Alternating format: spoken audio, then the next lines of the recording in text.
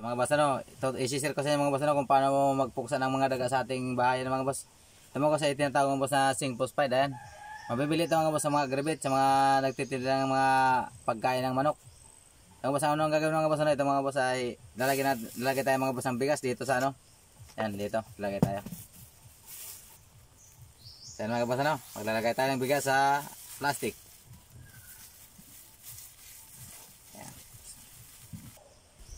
So mga boss, may bigas na tayo sa loob. Ayan. Nagagay natin mga boss, ano, ito yung ano sa zinc phosphide. Ilalagay natin mga boss dito sa ano. Bali mga boss, isang takal nito, tapos ito mga boss kakalitain nyo lang. Kalahati lang mga boss. Hindi natin mga boss ubusin, no, kalahati lang. Ayan, bubuwas mga boss.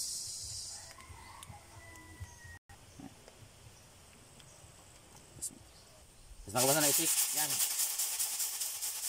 So bali ito mga boss, ano, okay na siya. Okay na yan. So bali ito mga boss, ano, ilalagay nyo mga boss, ano, kung saan dumadaan yung daga.